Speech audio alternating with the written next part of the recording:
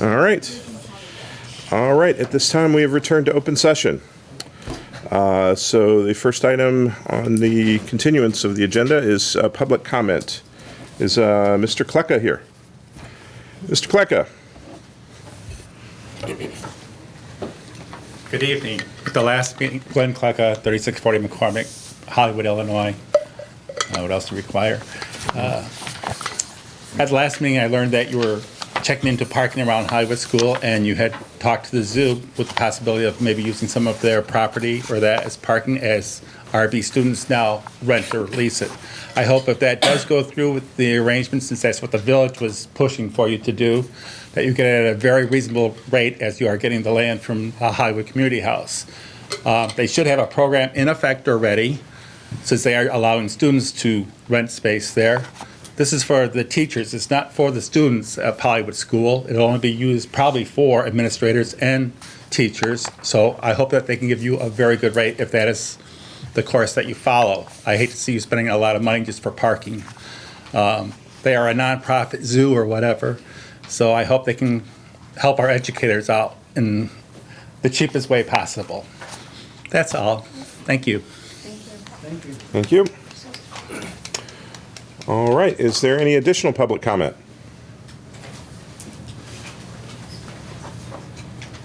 All right. If not, move to the next item, which is changes to the agenda. Are there any board member changes to the agenda at this time? No. Okay. If not, then we'll move on to the superintendent's report. Thanks, Dan. I'm going to start by introducing Kim Hefner, our principal at Hollywood School, and we have some Hollywood students and maybe a couple Central students with you. Okay. All right.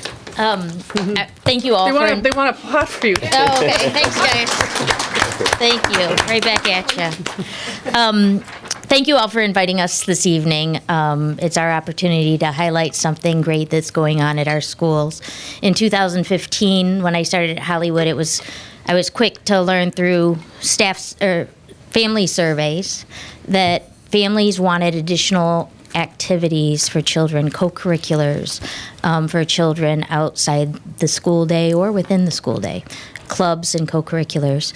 So one that I have to highlight today, Kim Eddy came at the beginning of this year and said she'd like to start a math club. And so we've brought students and Miss Eddy from the math club. Thank you for having us.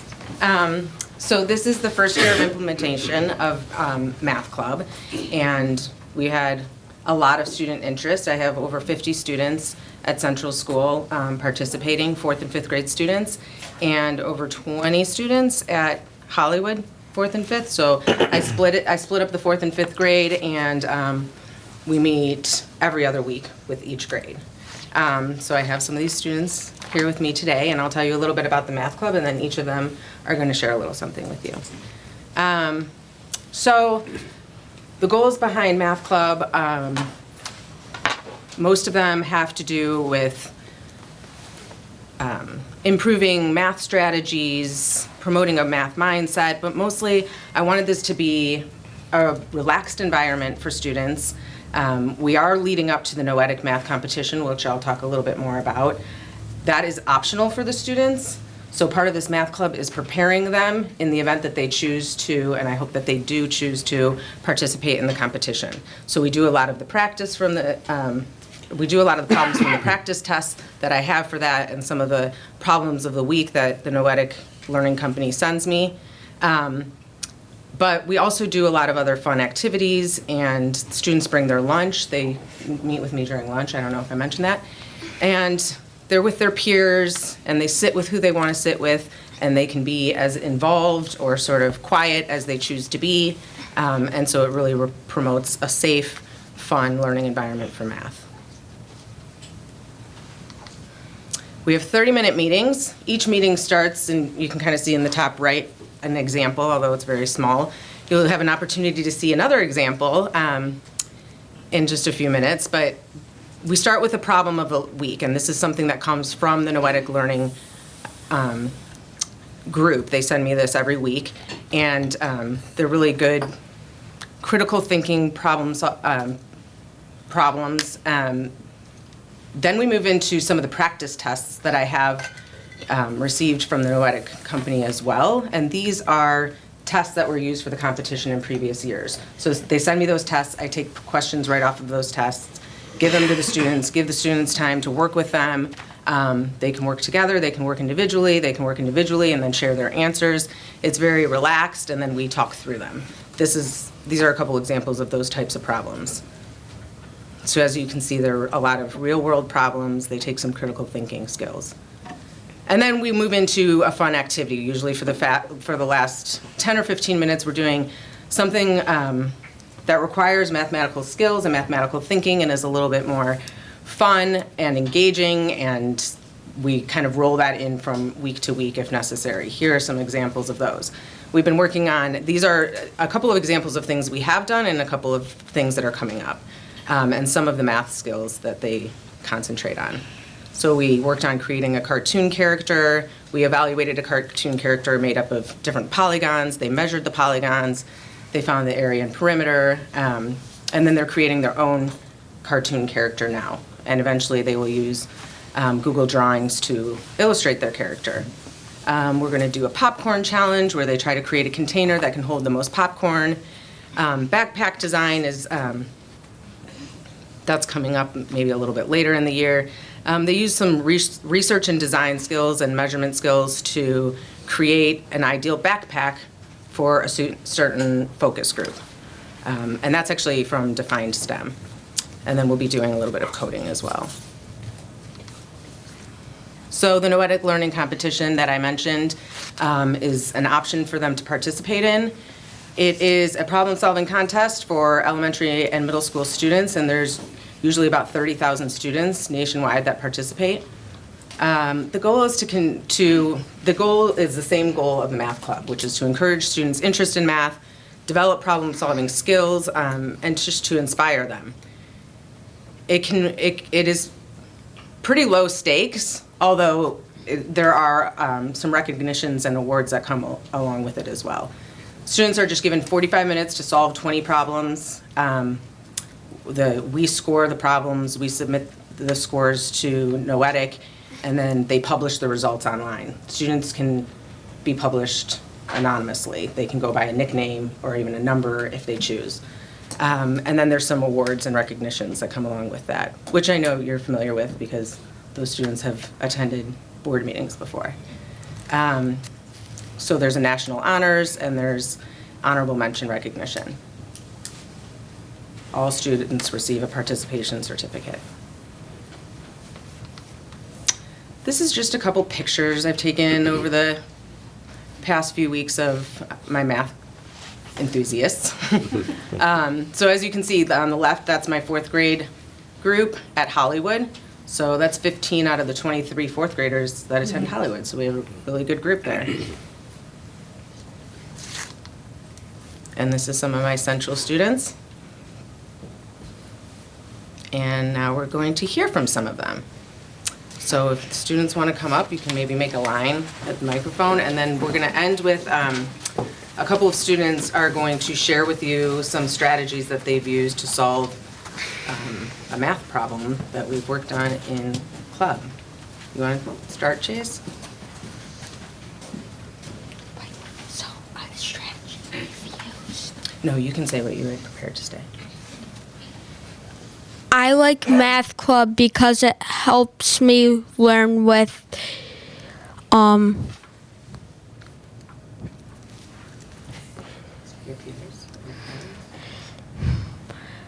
math. Right? Thank you. I joined Math Club because I wanted to learn new math techniques, and I enjoyed because I get to spend time with my friends, an outstanding teacher, and it's just fun while you still learn stuff. I joined Math Club because I thought it would be fun. I joined Math Club because I can do math with my friends and because my mom's a teacher.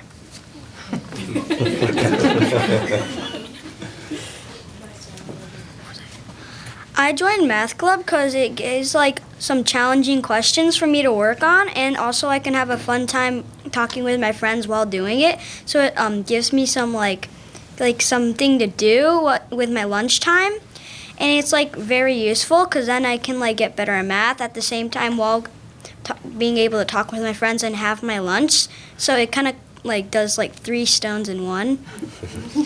So, and also it's just fun to do the math questions because like it's kind of like fun. It kind of like adds like something fun to the question. I joined math club because for one of my New Year's resolutions was to get into advanced math. So I thought this would be one of my first steps to getting into advanced math. Yeah. I joined math club to be challenged and to learn new things. I like math club because I get to explore math in fun ways that we don't get to do in math class. For example, we learned how to use protractors to measure angles. We've never done that in math class. I joined math club because it helped me learn more, and it helped me with my math because I'm not really good at math. Thanks, Mom. I joined math club because I enjoy math club because I can learn more math and so I can be with my friends. I joined math club because I like challenges. Nice. Thank you all so much. You can sit back down just for the last few minutes here. Yeah. I just wanted to end with giving the board an opportunity to just spend a moment with, and everybody else here, with, this is a typical problem that we would work on at the beginning of math club each session. And I have a couple students who are going to show you 2 very different strategies for solving this. One of the things we like to focus on in math club is that in math, sometimes there's only one right answer, but there's always more than one way to get there. So before they present, I just would like to give you a chance to think about the problem on your own and see what you would do. That was Kim Hefner's idea. I said, let's not make them actually do math. Yeah, I was told there would be no math in this job. I should have joined math club. Did I skip you? Oh. Thank you. Okay, so we'll just take a couple minutes. Oh, and I was going to have it up for everybody else here too. It's a little small, so I'll read it aloud. There are 3 different types of apples in a basket: Fuji, Gala, and Honeycrisp. The number of Fuji apples is half the number of Gala apples. The number of Fuji apples is 1/3 the number of Honeycrisp apples. There are a total of 42 apples in the basket. How many Fuji apples are in the basket?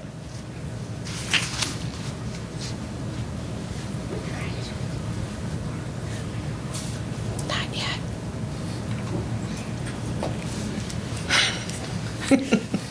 Anyone ask Jeff? I'm gonna let Jeff engage on this one.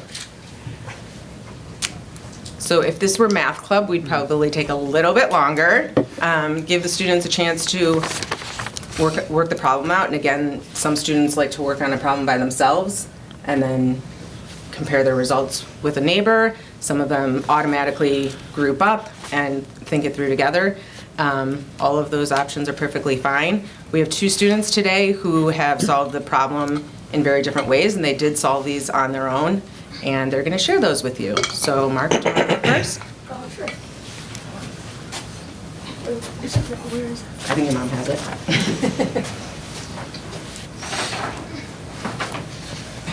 Should I go there?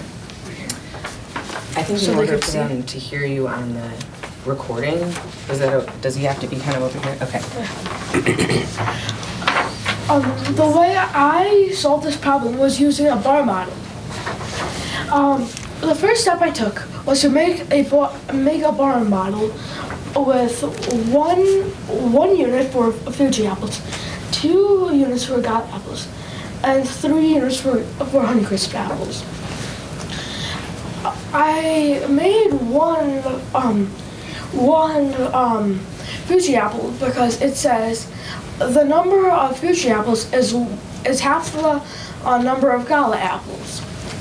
And so there, I put in a 2 in Gala.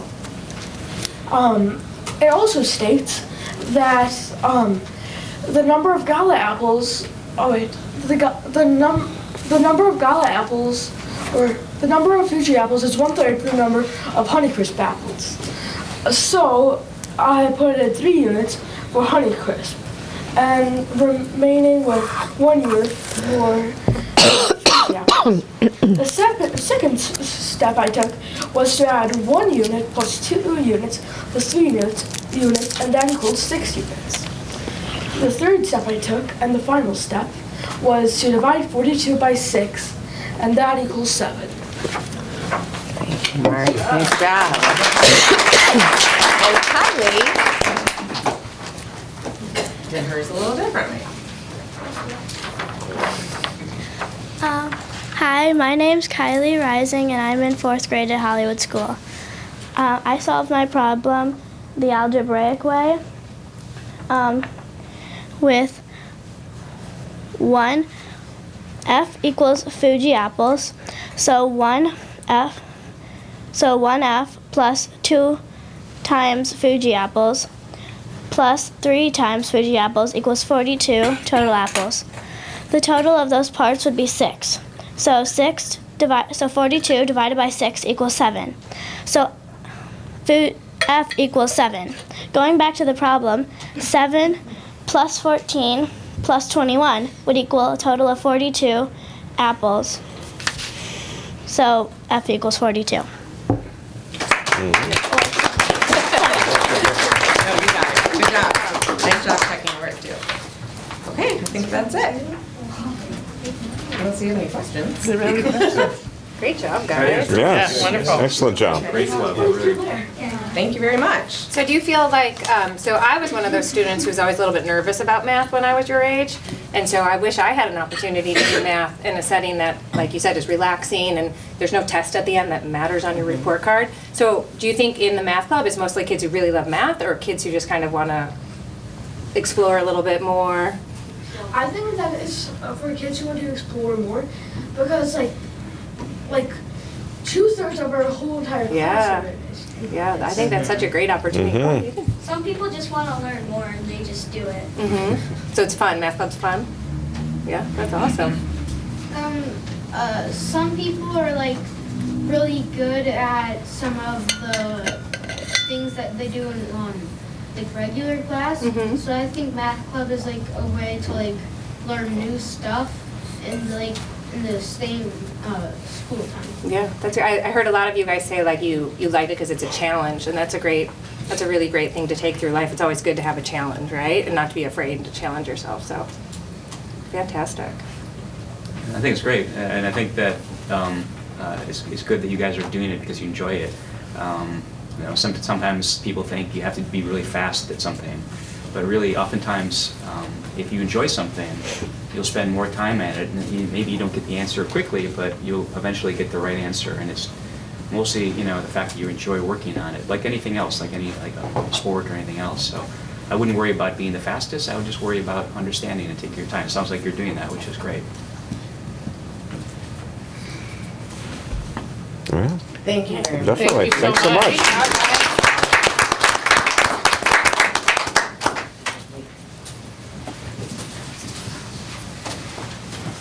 All right, we'll move on. Always a hard act to follow. That was great.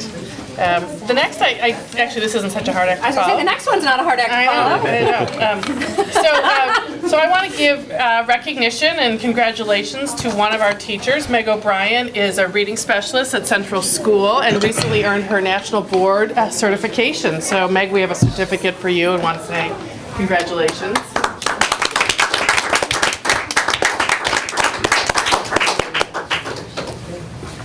I don't know, Meg, do you want to share a little bit about national board certification? Please, please. It's a very strenuous process. It is. It's a 2-year process, and there's 4 components to it. One of the components is being taped, doing 2 different lessons, and then you have to analyze everything you do, say, think, why I do the things that I do.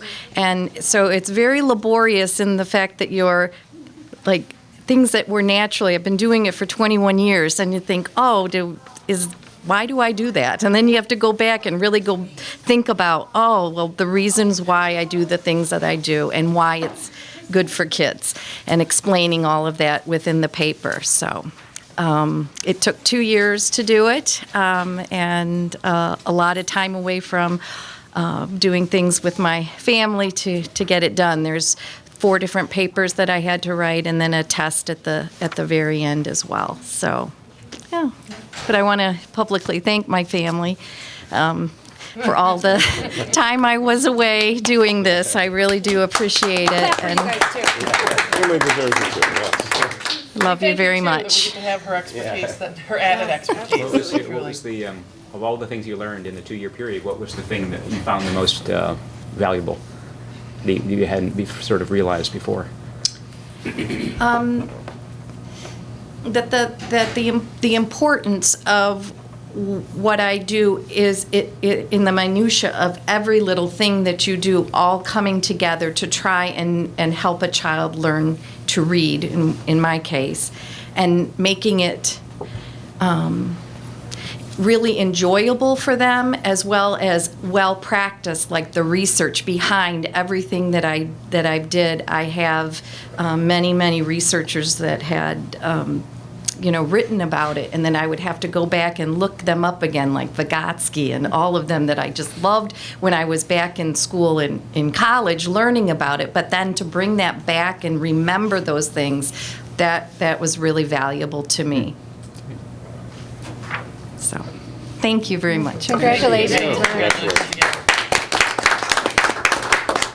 All right, I have a couple other things. I want to continue to keep everybody updated, obviously, on where we are with our long-range facility plans. We have some things on the agenda later, but we are doing a series of presentations at each school, similar to what we did last winter. So far, we've had a meeting over at Ames School to talk to Ames parents specifically about the project there, and then just yesterday morning at Central School to talk about the project. So we still have Hollywood and Light pending, but I wanted to share that schedule, one with the board, but also with the community, and encourage people to attend those if they have questions about our facilities work. And that's been a nice opportunity for me and for the principal, and for Jim also joins us to talk about the financial part, to gather some additional feedback from families as well. The other thing is I presented to the Lions Club yesterday about sort of the state of our district, along with the superintendent from RB and from Comarec, and I said I really want to take something about our facilities plan, but didn't want to have a whole lot of paper. So as you know, our presentations are pages and pages or slides and slides long. So Jason Smith put together a 2-pager about our long-range facilities plan. So I've attached that there for the board and for everyone to see, because I think it, in a pretty succinct way, shares a set of our complicated goals and projects. So wanted you to all have that. And then in regard to our facilities plan, I know have been continuing to obviously keep the board up to date, but the community up to date, that we don't have additional information yet from the HCA about the proposed or pending lease agreement with them. We're also waiting to hear more back from the zoo in regard to possible parking options. So we are still kind of in hold on the details around that process, but we'll make sure that we're updating, obviously, the board and the community as we move forward. And we're still hopeful that we can move forward, but we know time is ticking around approval processes and summer construction. The other thing that I've been spending some time thinking about over the course of the year and wanted to perhaps have a brief discussion with the board is on a separate topic, but that a very important topic, and that's strategic planning. So as you all know, we have a 5-year strategic plan. We're really living the 5th year of that plan this year, and anticipating engaging in launching a new plan. Not me, the district, right, all of us, in the coming year. And I know in looking back at board minutes and board agendas, there are different ways that the board engages around just making a decision about the process. And that would be, let's say, to issue an RFP and to look at specific proposals from different strategic planning partners. So there are a lot of, shouldn't say a lot, a number of entities that do this work. Last time, I know the district worked with Bob Madonia to develop the strategic plan. There are different facilitators, different processes. Ultimately, obviously, the goal is to really engage the community to gather a lot of feedback around priorities and goals, and then to really set action plans around all of that. So I'm excited to have the opportunity to be part of it. I inherited a strategic plan that I think made our priorities clear. Certainly, we knew we were going to engage in this facilities work was one, and we knew we had to do a lot of work around curriculum alignment. I think we're at an exciting place of having a really strong foundation, but continuing to want to hear from this very engaged community. So again, from the board's perspective, we've done sort of decision-making around, different decisions, but perhaps similar around whether a subcommittee of the board would like to talk to specific facilitators, whether the board would like to hear directly from a facilitators and make a selection, or the other would be to review proposals that are on paper but not necessarily hear from facilitators directly. But again, I think it's a fair and open question. We don't have to decide tonight, but wanted the board to think about that, to weigh in, to certainly let me know in terms of process steps. This is a great time, I think, for us to begin planning for the plan. Do you want any comments? Sure, if you have some comments, sure. I thought it was useful last time to see we had three groups came in to make their pitch for being facilitators, and I thought it was useful for the board to see them. They all had their own different styles, so I think going through that, it does take time, obviously, but I thought it was valuable to see. Okay. And did you bring them all in on the same? It was the same. It was like they all gave like a 20-minute spiel or Yeah. something like that. Okay. Yeah. That's why I couldn't tell from the minutes if real people came in or you reviewed proposals. Yeah, they came in. People came in. Yeah. Okay. Any other comments about it? I would agree with Jeff. That sounds like a good way to go. It would be interesting to hear the different approaches, and on the same night would give us a better reflection, to compare and contrast. Great. So I can begin to schedule that then, maybe at a COW meeting, maybe March COW potentially, if I can organize that. So, all right, that's very helpful to me. Thank you. That's all I have. Okay. Thanks, Martha. All right.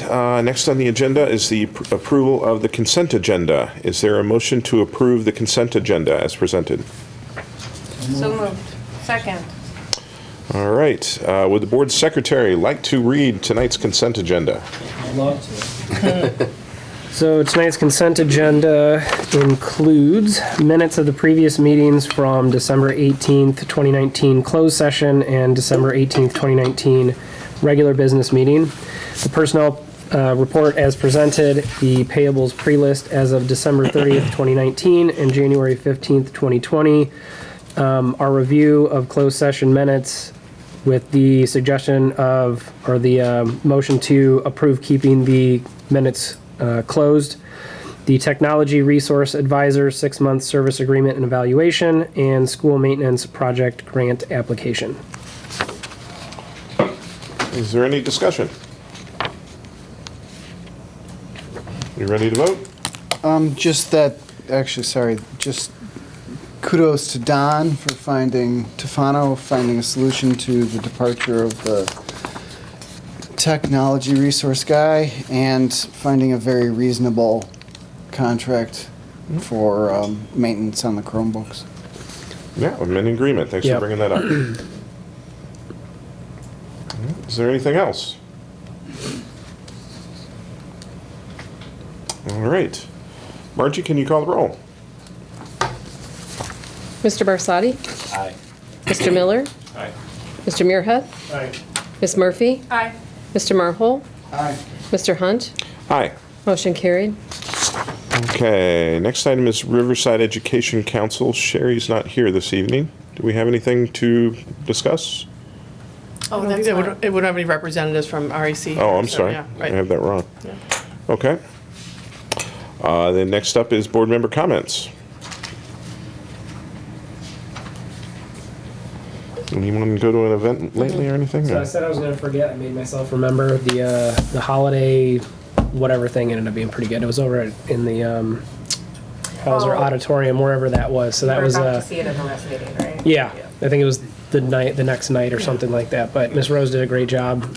Kids did a great job. It was split into two, so I didn't get to see the 3rd, 4th, 5th graders, but heard that went well as well. But it was kind of nice being in the auditorium at Hollywood rather than crammed in the Ames gym. Maybe that'll be different once we get this facilities project set up and all that good stuff. But did a good job. And then related but unrelated, there's a volleyball tournament going on, the championship game. My wife's on a team with mostly Ames parents, so it's kind of related, right? So I'd give a quick shout out to them, and hopefully they win. I think they're playing right now, so I don't know what the score is. I haven't been getting updates or anything. So. All right. Best of luck. All right. Any other board member comments? Okay, if not, we'll move on to committee reports. First off is Policy Committee. I'm going to save my time. For about a minute, yeah. Very disappointed, David. All right, then next is Facilities. Facilities will also save their time for later, but we do have a meeting scheduled for the 3rd. Is that right? Anyway, an upcoming meeting to further discuss. Okay. I was going to say, I'll just add, further discuss playgrounds, and also we're going to hear from the Lakota Grewalt Hamilton group about the central Hauser visioning that's been going on. We'll get an initial concept from them, and the committee will take a look at it, and then we'll figure out bringing it back to the board. So that process continues to move along. Playground discussion will be in February. Yeah, at the facilities advisory, yeah. And then we'll have some discussion tonight, and I think that'll be ongoing. Okay, the next is Education Committee, and that's Sherry is not here. So we'll move on to Personnel Committee. Nothing really at this point. Ongoing research of a number of topics that have been kind of backlogged from previous things prior to this committee being formed, but nothing really to update at this point. Okay. Then leads us to Finance. So we had one meeting and one sort of email exchange with Mr. Fitton over the last several weeks. One was about student fees that we'll hear about tonight, and then the other was about the long-range projections that Mr. Fitton is currently updating for, I think, the February Cal meeting. Okay. All right, and then that takes us to old business. First item under old business is Ames and Hollywood playground discussion. Is there a motion to approve the memorandum of understanding? That's actually, the memorandum of understanding's already been approved. It was really just creating an opportunity for the board to have some conversation related to the approved MOU. I know we've had some conversation. We agreed last time that we would have some more conversation about timeline and process, and I think, again, just the board wanting to make sure they fully understood the process that we are currently engaged in. So I want to kind of create that forum and that opportunity for more discussion. Okay. And we have, and I can sort of add a few items if that's okay, Dan? Sure, please. So I had shared with you last meeting that we had our first playground steering committee meeting, and that's a committee made up of parents and staff members, and Wesley's on that committee. Then we agreed that we would move toward focus groups before coming back to the next playground steering committee, which is scheduled for next week. And we had an opportunity on Friday to work with DLA architects we invited parents to come in, our paraprofessionals, our teaching staff, and perhaps most importantly, our children, to come in and share with us key ideas around playgrounds. And so what we have, DLA put together a brief video. We have about a 7-minute video that I'd really like to share that I think gives you an idea of the conversations that our children were having about playgrounds. Wesley and his wife joined us for the parent part, and then you stayed and you heard some of the student focus group. Yeah, I got to participate in the Hollywood 2 sessions, K through, was it K2 and then 3-5? It was pretty interesting, just hearing their thoughts and how well it actually aligned with where the parents were coming from. I was kind of surprised at that, quite honestly. A lot of similar themes. I think it's worth the 7 minutes.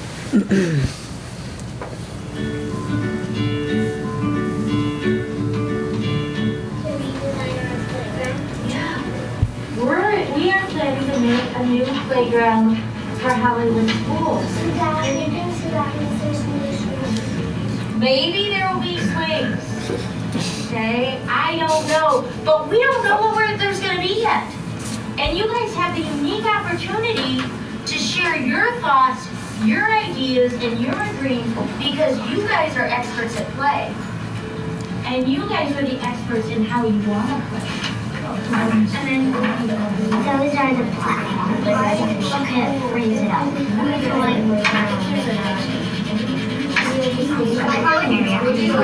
What's this? My head is like a zip line as a start, and then like a spider climber where you go up like a triangle dome, and then you can go two ways. You can go to the orange tunnel, the one there, and then there's a bed swing, like a giant bed that you can fit multiple friends on. It's a swing, and then there's like a tree book room. It's like a tree that has bookshelves with books in them. And opening and closing nursery for the summertime, and you want sun ray coming in and light the whole room up, or close it if it's raining or snowing or something like that. And then I also added a giant slide that goes down into a pit of foam. Okay, I have a zip line with some swings and a slide. You have to take an elevator up to, and a basketball court, a slide, a tiny sand pit, and a big sand pit. And that is going to be a water area, and then a pool, and then a football here. I made a pool here, a twisty slide here, a roller coaster here, a monkey bars here, and a zip line there. And that's it. Awesome. Let's clap for her. That's great, guys. How about Zoe? Zoe, what did you make? I made a dangerous playground. Dangerous playground. Yeah, this child is trying to fall down, but their mom is trying to catch her. Playground needs mom. Yep, so I made a zip line, which is definitely over there, and bumper cars, just a picture of it. Don't pay any attention to it. So, it has a body and this slide at the top. The tail of the slide is a bouncer that goes forward and backward.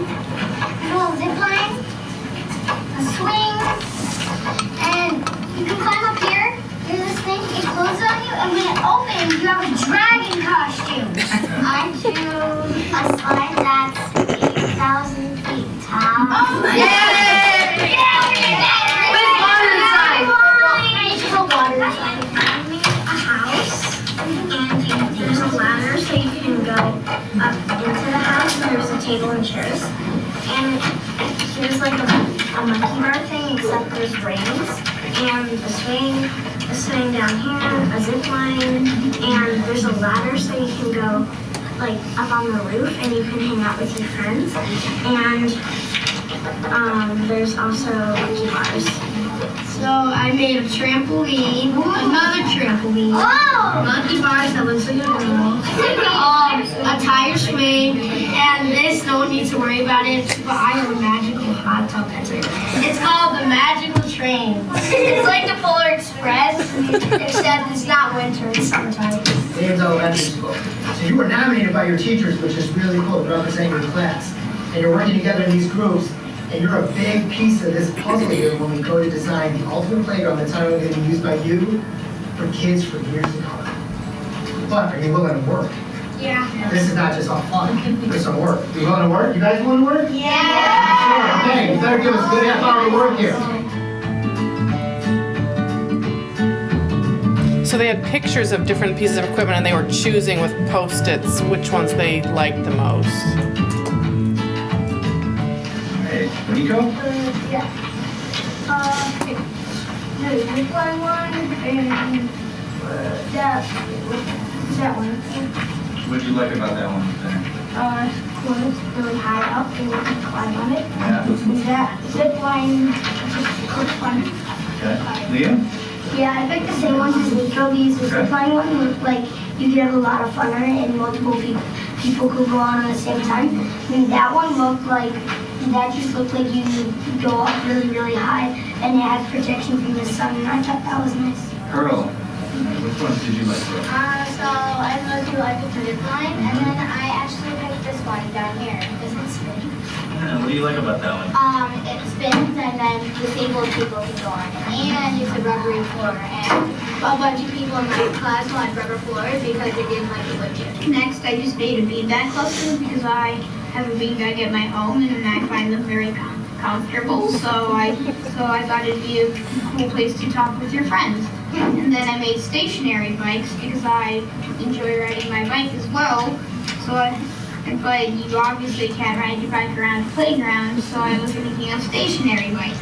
And then here's a zip line that you sit on, and then it brings you over here, or you can take the stairs.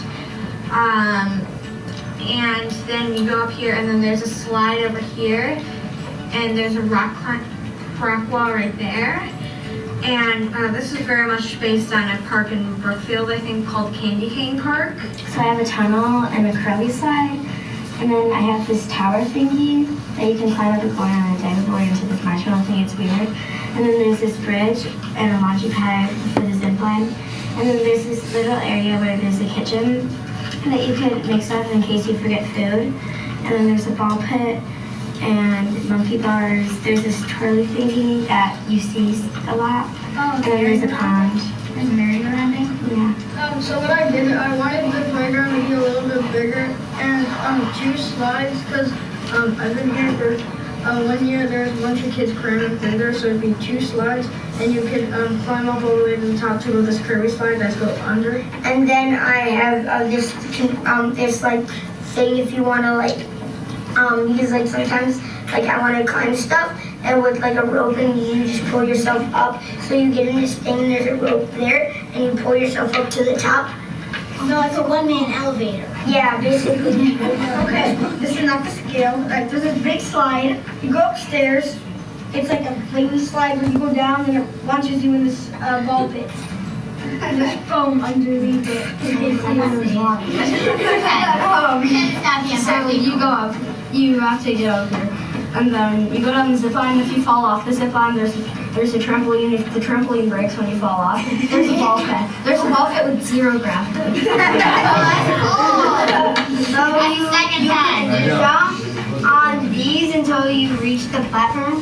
Then you can swing from these across, and then you go up and you type up on this, grab this, and it swings you all the way to this platform. Then you like wrap yourself around this, and it's like a rod that spins you around. Or you can stop here, just go down the stairs onto this thing where it spins you around, and you can use the pogo stick to bounce onto this and then back onto the platform. And then you like climb up this like with your feet and hands on the like edge, and you keep pushing these up, and then there's a buzzer at the top.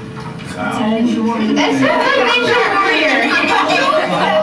I have 3 zip lines that you can sit on. And then I have high swings and lower swings for the littler kids because reasons. And we have, you know those rolly slides? Mm-hmm. Yeah, I got one of those. Those are cool. And then a disabled people spinning thingy. Nice. And then a rock climbing wall. And then the flooring will be tiled rubber floor. Very And safe. then monkey bars, spider web, normal slide, and more adult seating because I know we only have 1 bench. Thank you. Very kind. All right. I comment on that.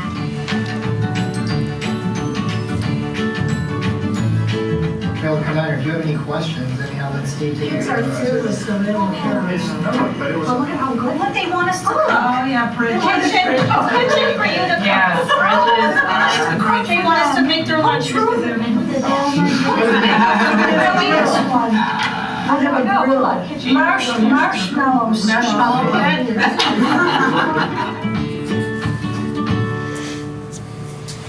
Cute.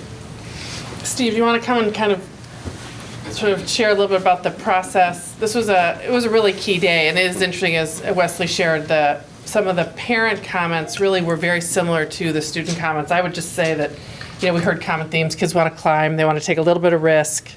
They want things that have a lot of like what I call capacity. Lots of kids can do beyond the same pieces of equipment. You heard the one girl, and she wasn't alone, talking about her friends with disabilities or other impairments, motor impairments, being able to join in on the playground fun. So they understood ADA, even though it's a requirement. The kids spoke about it. They also just want to kind of hang out, right? They want benches, they want shade. They talked about those things too. So it was a day really well spent. We have a lot to think about here. I will tell you, you have some awesome kids in your district. It was great. Having the opportunity to spend time with them and get their input is invaluable. And we're in the process right now of going through and transcribing all of that information to be able to compile it so we can keep track of Hollywood versus Ames, just so we have that information. But there are some very common themes.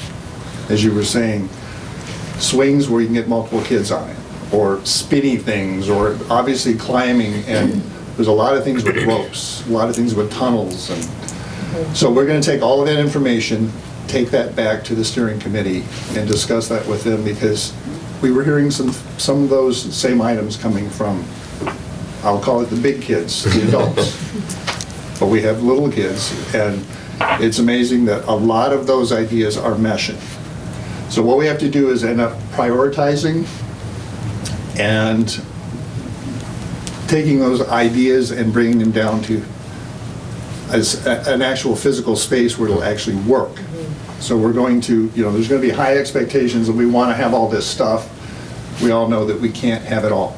So we have to bring those things down to please everybody as best we can, and yet I'm sure you're going to remember that there's a budget that we have to attain also. No So swimming pool. we will be working with it. Swimming pools or foam pits. Or roller coasters. Just out of curiosity, what does a roller coaster run these days? 1,000-foot water slide. I'm looking forward to that personally. 8,000-foot talls. But what is really interesting is these kids have incredible ideas.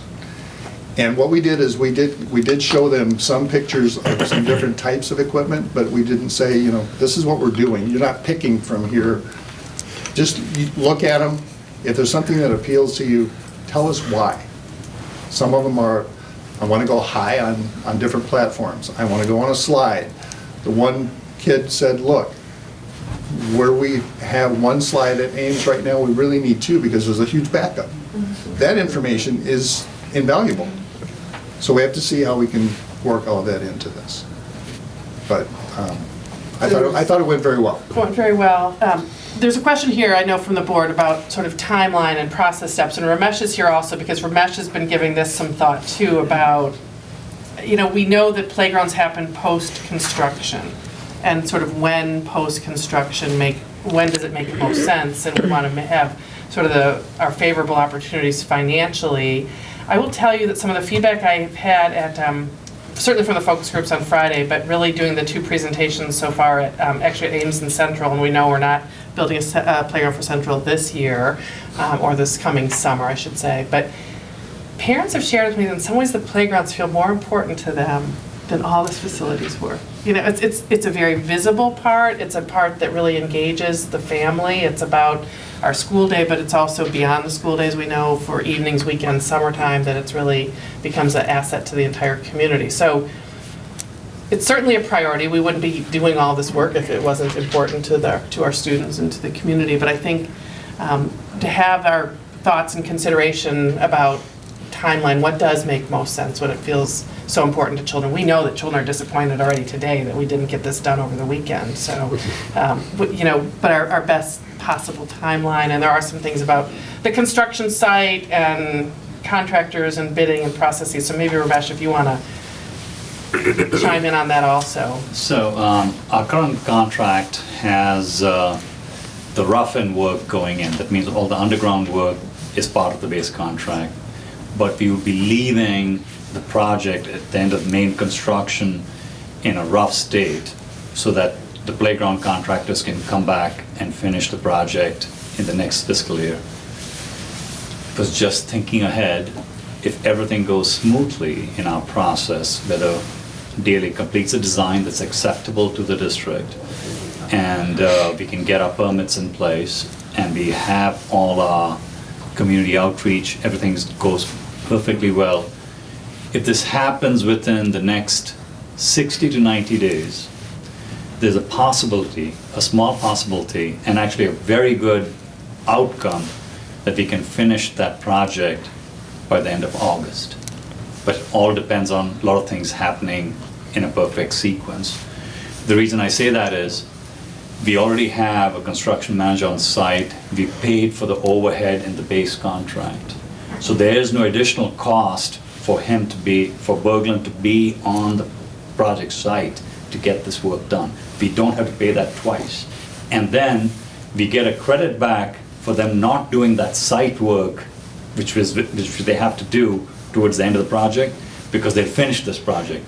And there's no problem for them to reach out to the same contractors who manufacture playground equipment and get bids in an open manner, and we can complete the project. But again, I don't want to mix oil and water. I mean, that we have a main contract we want to finish, but if everything goes right, by say April, if we have a design that's approved, we may come back and ask the board, like, this is a possibility to complete by August, especially since Martha mentioned that the community feels that this is a very visible aspect of our construction program, that, you know, we would ask if it's possible to complete the job this year. It's just a possibility. We're not pushing it right now. We have our focus completely on our main construction, but we're just thinking ahead that there is a chance. That's great. I'll just throw it, I think we need to do whatever we can to get that accomplished, because the one thing that I hear from everybody I talk to is, when is the playground gonna be done? And we hear it from both of the schools. So I think if we don't do that, I don't think it matters really what the rest of this looks like. Parents are gonna be extremely upset. I agree with the remark that Martha made, and I agree to some degree with what Wesley's saying, that, you know, I think the playgrounds are very important. My kids have been at Central, and as the other Central parents know, throughout the entire time they were there, they're still there, so one of them, you know, their playground was the parking lot. That was, they weren't even allowed on the grass, so that was their playground. And that's clearly not right. So I think this is very important. I just have a couple of questions about the process. There may be board level questions that I don't know if we've talked about explicitly. Like, one of them is the budget. Like, what exactly is the budget for these playgrounds? I'm not even clear about that. It's like, and how do they vary from one school to the next? I mean, clearly the budget for Hollywood should not be the same as the budget for Ames, which has 3 times as many students. And so what is our budget for this playground? I mean, that's the question, I guess, the board is. I mean, do we have a... We only have placeholders at this time. Right. So because there's no way to go out and actually price it out, even estimate it, till we have a design. So, you know, we got to have that discussion. I mean, once the design's completed, we would come back and say, this is the range where we expect it to fall. So that's what I'm saying. We really shouldn't complicate it. Well, right, yeah, I'm not saying that you guys will have the numbers off the top of your head, I guess, but I guess as a board, there's a, like, you know, I'm sure that we could put in $1 million playground. I'm sure we could find, you know, if we wanted to. I mean, but and I'm also sure that we could put in a $50,000 playground. Like, I know that at Hollywood in 2016, they had a playground committee. They had a proposal for, Linda, remember,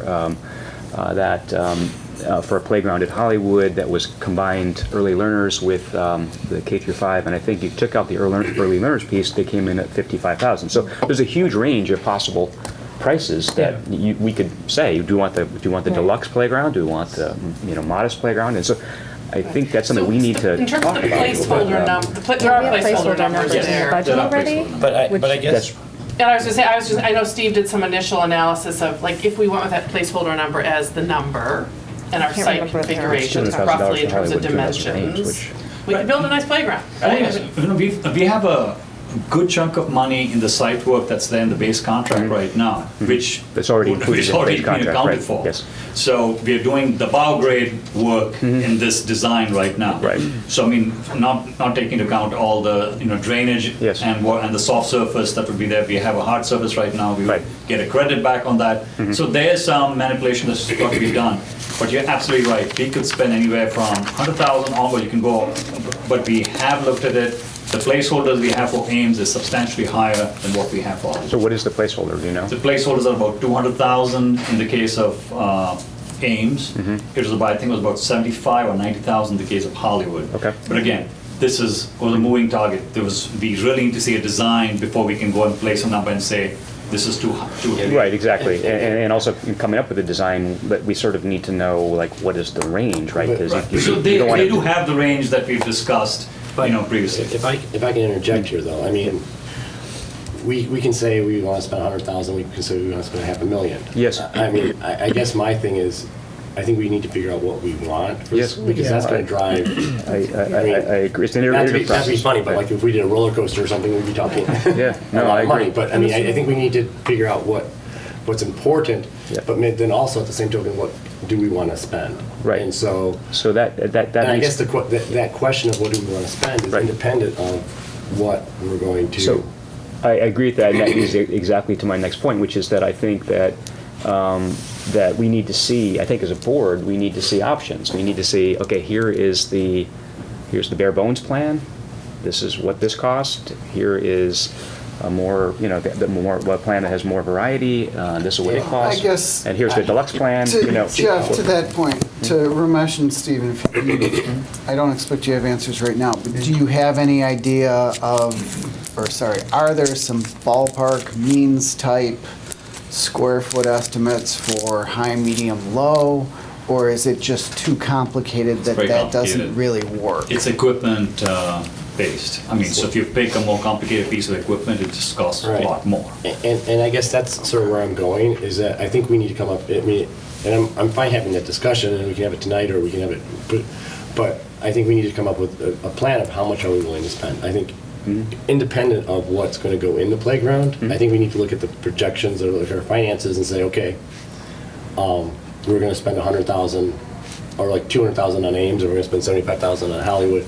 I mean, we need to come up with that number. A budget. Right, just based on what we can afford. Right. Not. And, there were three, I don't know how big your poster boards were, but probably like, what, 4x5, 3x4 poster boards or whatever, with all kinds of different pictures. I don't think you can really see it very much in the video, but that's where the kids were putting little stickies on.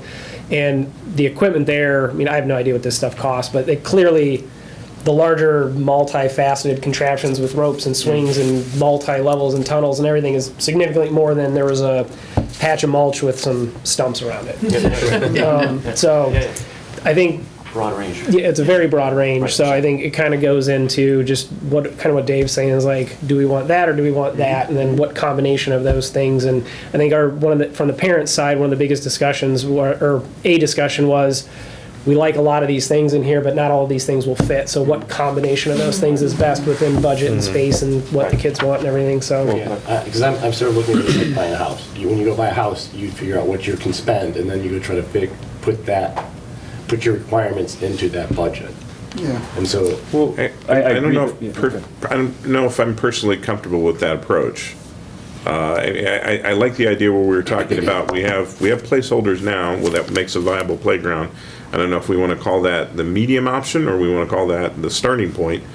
But I'm happy to. From what's been said tonight, the numbers that we will get the numbers based on once the designs are completed. I would be much more comfortable seeing design options and then seeing the associated costs with that, rather than opening up the checkbook right away and saying, this is what we want or this is how much we're going to spend right off the bat. Mm-hmm. I'm just not comfortable with that approach. Well, I think there's two ways to look at the checkbook, though. Is the checkbook setting a top end or a low end? And to Dave's point about looking at a house, is you use that checkbook to say, here's what we'll fund these selection of things. And clearly, probably passive items are a lot less expensive than the active stuff. And that's why I was kind of asking, and I think you've told me that there is not a high, low, medium way to do this. Not yet, but I'll Not tell you. yet. And that's, But there is a way to do it eventually, in my Oh, yes, correct? absolutely. Once you have a design, we can always take away and add to it, Yes. come back and say a number. So we can start placing numbers once DLA comes up with a preliminary design. Right. We can make that presentation. Right. We can come back. And so the other thing I think that sort of occurs to me when you said, Ramesh, the time frame of March, April, which would be great if we could do that, clearly.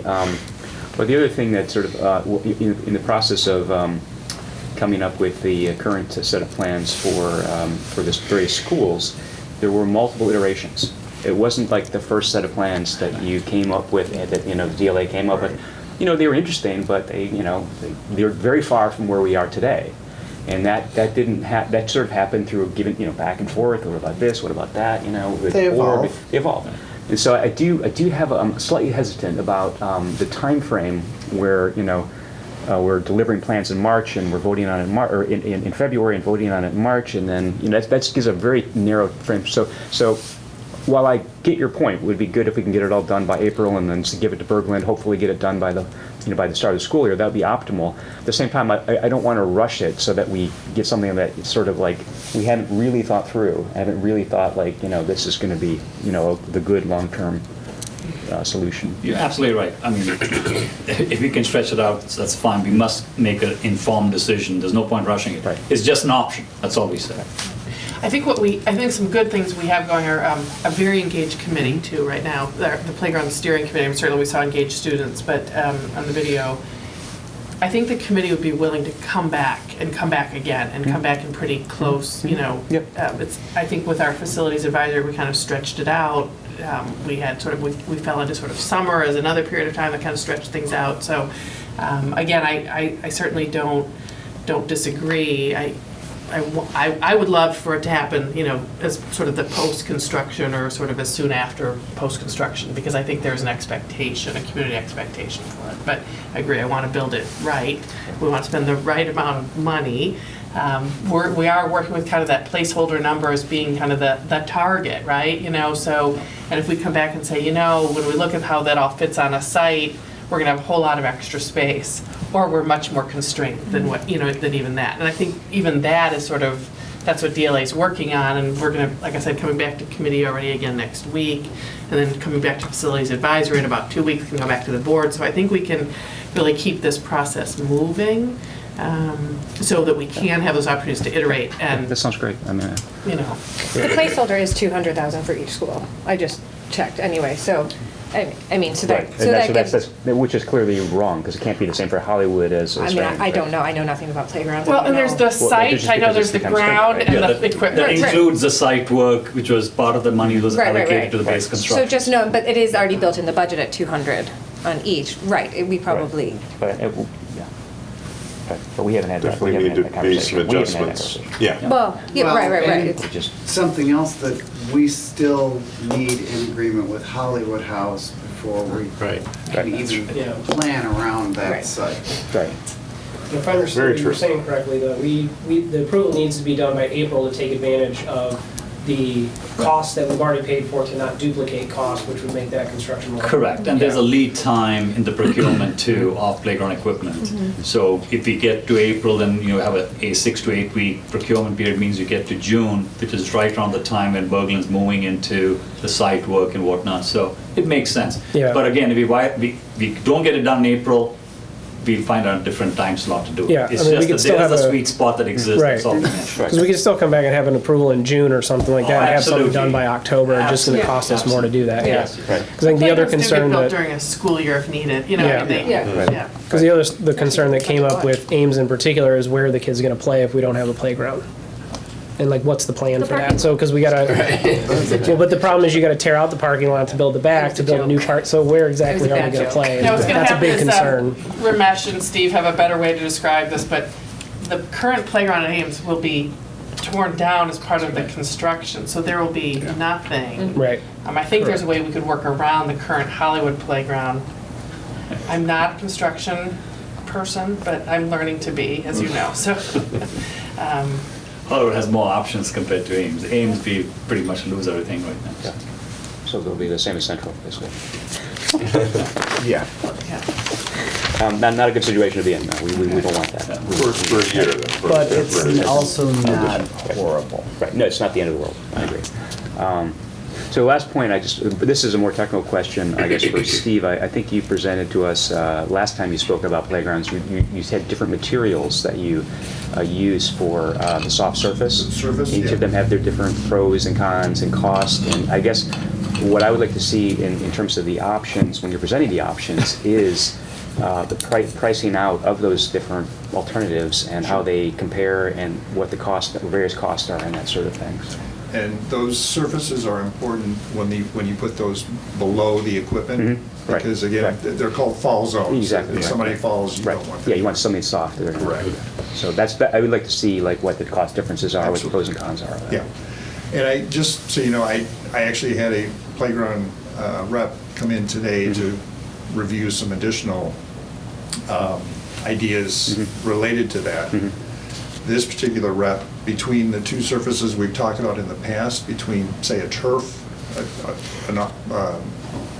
synthetic grass material versus rubber as an poured material, this particular manufacturer says that they can put the two together and they're approximately the same cost. So we will be looking at those numbers and starting out by the square footage that we need for what we'll call the soft area. We'll look at that, put a number out as far as the surface, and then the leftover money would go toward the equipment, and then we look at the equipment that will accomplish what the kids are trying to do, as well as taking into account all of these fall zones, because you can't have a swing set next to a large, another piece of equipment if these fall zones overlap. Right. So there will be spatial consideration between where the equipment can be placed in conjunction with one another. So that does help start layout those Right. areas. In terms of the materials you're looking at, are you also looking at engineered wood fiber as a possibility? That is a possibility. I will tell you that, I heard from both kids and the big kids that they want to get away from mulch because of tracking it in and so on. So that is an option, but I don't know from what we've heard if that's really something that we want to consider. And again, that is a board decision. Yeah, I would be curious to know what the price difference on that is, Sure, if it's worth it. I'll get all those numbers for you. This is getting slightly ahead of things, but the kids are very interested in, you called it risky, but more exciting things. And I know that's very popular, or more of a cutting edge thing in Europe. Have American manufacturers started to support that concept? Is that equipment? We're starting to see more of that type of stuff, yes. So that it is available and not. Whether it be rope structures and that type of thing, that hasn't typically been done in the U.S. market that much, but it's becoming far more seen these days. Yeah. So it is available. It is available on the American market. Correct. Okay. And the kids, some of the comments that they were talking about, they kept calling it a spider climber. So it's something that looks like a web. Yeah, no, I've seen those. Yeah. Those are around. Yes, there are more manufacturers doing that now, yes. There are like consumer product safety guidelines for playgrounds in the United States, right? So, but that idea of how high you can climb, like that was one of the things, how high can you climb, and how. And there are limits. They keep calling, within the playground equipment realm, they have what they call platform heights. The lowest one is usually 4 foot. There's 4, 6, 8, 10, and you go up to 20 feet. A lot of districts don't want to go as high as 20 for some obvious reasons. When you do that, the equipment starts to get a little bit more confined because you don't want people to fall out. But as the platforms come down, they're far more open and you can do a lot more things with them. So it's just considerations that we have to keep in mind. But the comments about a dangerous playground or what they're getting at is adventurous. Yeah. And that's why I think to lose the word risky and call it exciting may help a whole bunch of people feel better, especially our legal friends. Yep. Well, and it's interesting because the Central Playground is really a primary playground. The Ames Playground is really a primary playground. Hollywood is a little bit of a mix, but we don't really have a big kid playground in District 96 from what I think I understand of our assessment. So that idea of, for example, the Central School kids have never played on equipment beyond first grade. So. Lots to think about. But again, your students are incredible. Yeah. It was fun to spend a day with them. So thank you. Thanks, Steve. Thanks. Thank you. So we don't have to approve this. 'cause they're- No, it's really just, we want to have more Discussion. conversation. Yeah, no, it's so great. thank you. All right, then we'll move on to number 2 then, which is the 2021 official school calendar, including summer school 2020. Is there a motion for the board to approve the 2020-2021 school calendar as presented? So moved. Second. Is there any discussion? I had a question about the summer school schedule. I mean, the memo in here regarding the summer school. I understand that from historically we've done this, but I would like us to start thinking about why we charge in-district students who don't attend school, who might go to a private school, more for attending summer school. I think we have that come back up under fee, when we do school fees, right, Jim? Is that? Yeah, I don't know that that's a Yeah, part so of the memo is about the calendar. dates, the calendar dates, and then My we have a mistake, I'm fees sorry. conversation I'm sorry. a little further down the agenda. Getting ahead of myself, I apologize. It's all right, you're warming up for the press memo. Yes. All right, any further discussion? All right, Margie, can you call the roll? Mr. Garcetti? Aye. Mr. Miller? Aye. Ms. Murphy? Aye. Mr. Muirhead? Aye. Mr. Marhol? Aye. Mr. Hunt? Aye. Motion carried. All right, then, as mentioned, next up is the IASB Press Plus 102 update memo.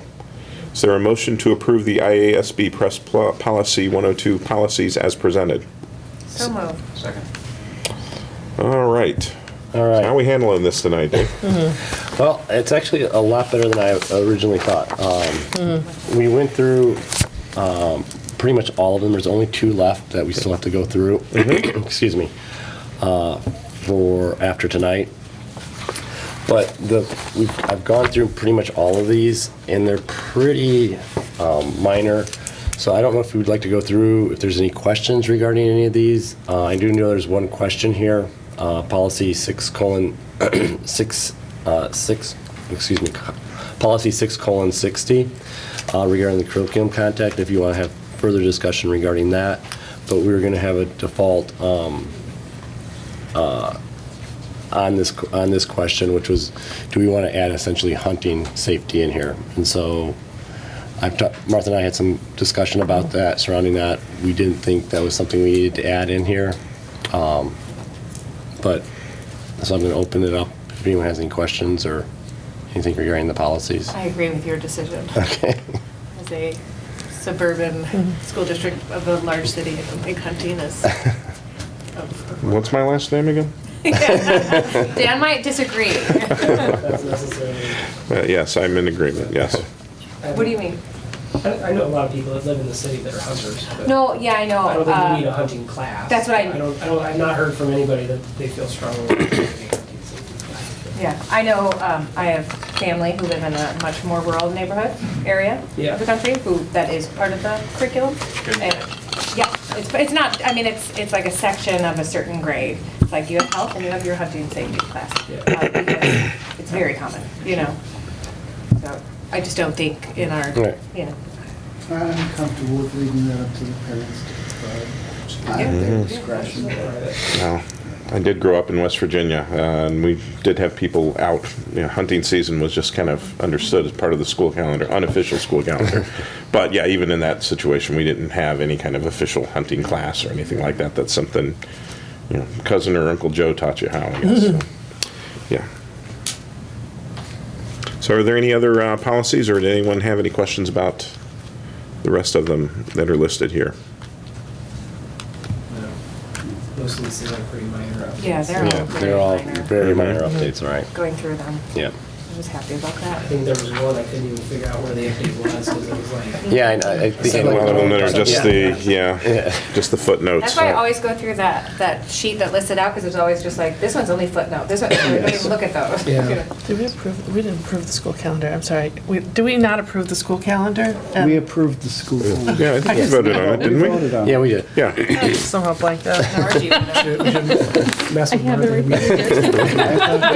you want us to vote again, we can vote again. I got so excited about the So, full so year. to be clear, we did not vote on the first item, the revised playground MOU.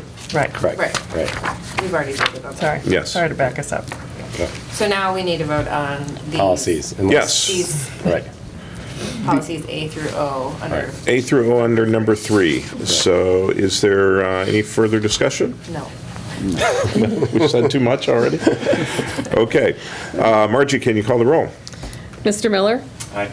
Mr. Barsadi? Aye. Mr. Muirhead? Aye. Ms. Murphy? Aye. Mr. Marhol? Aye. Mr. Hunt? Aye. Motion carried. Okay, next one is new policy 4190, optional policy, targeted violence prevention program. And wording of this one is, I move the Board of Education does not approve policy 4190, targeted violence program. Is there a motion? Second. So is there So- discussion on this? Go ahead. Yeah. Do you want to go ahead? Or do you want me to go ahead? Yeah, well, Sure. I'm sorry. So this one, it's interesting. This one has come up before, and I just want to be very clear that we have excellent violence prevention programs, support services in place. The state has been very clear, this is an interesting kind of wrinkle in this one, is that we must have updated procedures around threat assessment procedures. Actually, Pam Shaw has been our point person on that, has worked really hard with our psychologists, social workers, other mental health supports in the community, et cetera, to create a model set of procedures around this. It's very interesting to have required procedures where you don't have a required policy, but that is just kind of the uniqueness of this particular policy plus procedure. So again, I always want to take an opportunity to sort of, assure everybody that this is something that we take very seriously and have really key practices in place. It doesn't, so by being optional about the policy really doesn't have any represent any disregard for that. It's just that it's interesting. It's been maintained as an optional policy, but they put it back in the press memo for board consideration. Yeah, and I'd like to Martha and I did have a lot of discussion surrounding this, and it was my thought that, I think it's an important policy. I mean, I don't want to sort of be cavalier about school violence or anything like that, but sort of ingraining this in a policy, I felt made it more, less adaptable to the situation. So we do have an extensive amount of policies, procedures in place that address everything in there and probably even more. So I don't think we need to, is my opinion, that I don't think we need to adopt the policy. And certainly I had talked to Pam about maybe giving a very brief summary of the procedures if people are interested in hearing just a little bit about that. Well, I think part of what I find confusing about this is the requirements to develop the procedure and then establish the teams in many ways do what the policy is intended to do. So that's where I'm a little lost, to be honest. And I don't know if council is.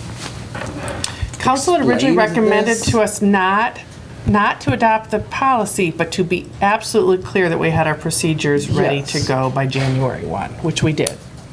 And Yeah. let me be clear, I'm not arguing about this. It's just, I'm trying to understand the benefit of even having a policy if you have the required legal elements already in place. I agree. It presents a sort of a moment of confusion, or there's some lack of clarity around how things typically go. Procedures match policies. And we had the same discussion when we did our board self-assessment. There's many laws and requirements that the state has imposed that IASB has chosen to make into policies, but no matter what, you have to do them. Yeah. I'm just trying to figure out how this fits within that whole IASB theory of governance. Yeah, that was sort of similar to ours question. We could obviously ask them, but. So I wonder, is there any difference, any net difference? Should we approve it or should we not approve it? Is there any kind of thing that sticks out and says that this would be different, or this would not be covered, or this would be covered? As the practitioner, I don't see the difference because I know we're required to have the procedures and I know we have the supports and services available in the school district and in the community. And that seems to be the critical factor, the critical part of all this. Pam, do you want to just give a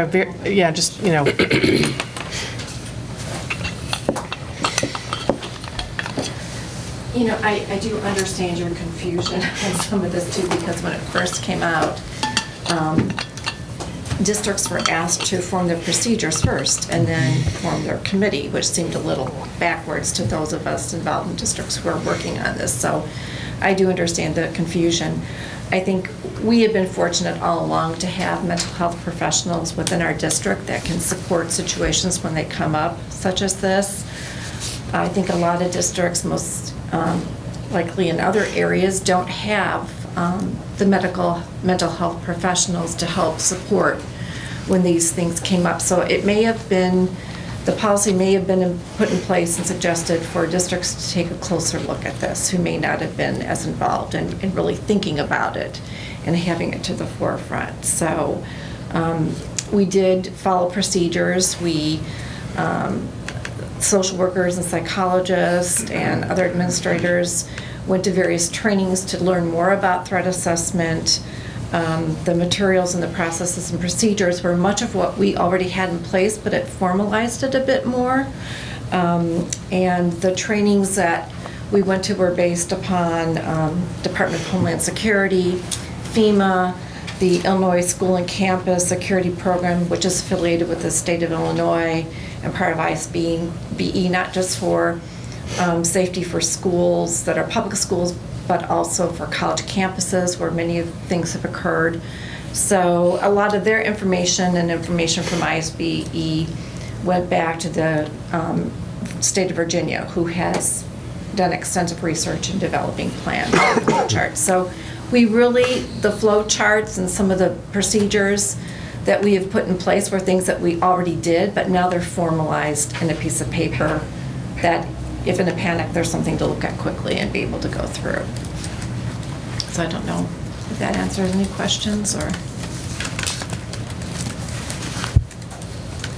Thank you for the background. Okay. I mean, I don't know that it helps understand the ISBE. I agree. Some of it sounds familiar. We've tread over this ground before. Yeah, I'm glad certainly that we're in good hands, and Right. that's what's important, not what the. Yeah, and I think the legal advice as well too has been that if you have your procedures in place, that you're in a good spot, so. So is this essentially getting around like active shooter situations and stuff like that? Is that what this is trying to target, or I wasn't really sure I fully It's more understood what exactly they were. students who make threats. Make threats. Okay, Yeah. right. And how to intervene and support children that do that, and not just as a disciplinary thing, but really supporting, the whys and the additional supports and that kind of thing that are needed. So it certainly speaks to this as being a sad reality of our times. Right. It's for any student who makes a threat to make sure that if they are making threats, to follow up with that mental health support as well. Proactive to try to get ahead of it Being before something. proactive, Yeah, okay. yes, and to have a record-keeping system to make sure that we're supporting students in an appropriate way, which we have done in other ways, but this just brings it to another level. So often it's threat to others, but we're also looking at threat and harm to self as well too, because often, unfortunately, when we look at what happens in some of these unfortunate incidents, people are making a statement and they harm themselves at the end too, as well as others. So it's a good way to keep data so we can support students before something unfortunate happens. Okay. That actually helps, because I was actually reading this in a totally different context, I Yeah, think. it's kind of a combination of things. But the main piece is to put a plan into place to support the student and how Gotcha. you carry through with that. Thank you. Thank you. That's actually probably more clear than the policy. All right, is there any further discussion? No. All right, now I guess an aye vote for this would be to vote not to approve it. Correct. Correct, okay. Is that Clear as mud. Yes for no. Okay. Margie, can you call the roll? Ms. Murphy? Aye. Mr. Marhol? Aye. Mr. Barsadi? Aye. Mr. Muirhead? Aye. Mr. Miller? Aye. Mr. Hunt? Aye. Motion carried. You know, Dan, before we go on, I'd like to go back to that summer school memo, because I was looking at it, I took a closer look at it. I should have took a look at people that vote, but that's where it was, the 20% increase for students who are in the district. It was mentioned in there under eligibility. But we're going to talk about, when we talk about fees, so I think the place, if we were going to propose any kind of change, would be to, It's also. yeah, It's under new business. Okay. yeah. And we're not, that's not going to be an action item because it's Right. new business, but we Okay. can have some more discussion Okay. about the fees specifically. All right. Next one, I have some questions on myself, though, which is the subcontractor approval. I have a very long sheet here, which I'm told I'm supposed to read. I'm not sure when, though. Well, so first is the subcontractor approvals and assigned to Bergman Construction. Is there a motion for the Board of Education to approve the subcontractor approvals and assigned to Bergman Construction as presented? So moved. Second. Okay, do I now need to read this motion in detail? Yes. Okay. I feel like I should stand for this, but I'm not going to. Let's see. I move that the board approve the following bidders as the lowest responsible bidders for the particular bids set forth below and at the prices set forth in the document presented to the board related to the capital improvement program at Ames, Blythe, Central, and Hollywood schools. Number 1 is Safe Environment for Selective Demolition. Number 2 is J&E Duff for Masonry. Number 3 is Waukegan Steel for metals. Number 4 is Lakeview Glass for glazing. Lakeshore, excuse me, thank you. Wrong, I don't want the wrong company there. Number five is Tyson Krupp for elevators. Number 6 is Effie Moran for mechanical. Number 7 is Austin Electric for electrical.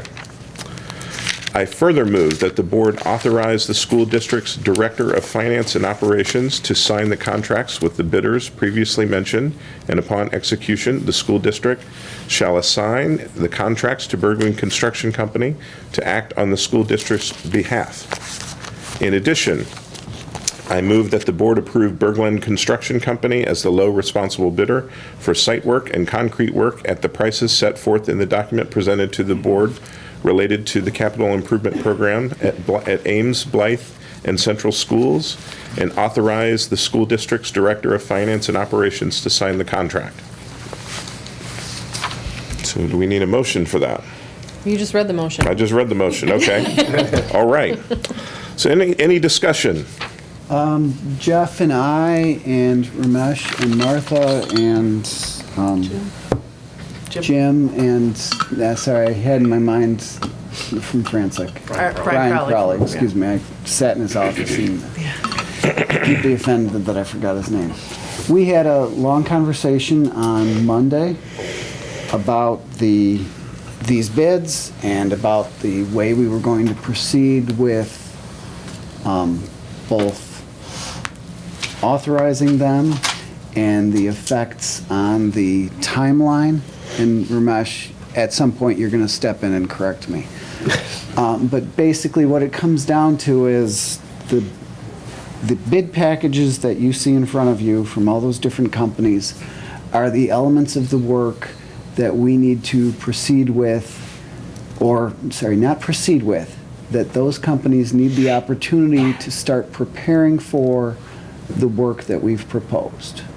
None of this work is going to be done immediately, and we still have some additional conversations with the village with regards to planning and zoning approvals and the building approval by the Regional Office of Education, the ROE as it's, and basically that's what we're doing right now, is to provide to make the ability for the contractors and the construction manager and the owner's rep to continue on our desired schedule, but still respectfully work with the village in the approvals that are necessary to do the work. That's correct. just a little background also.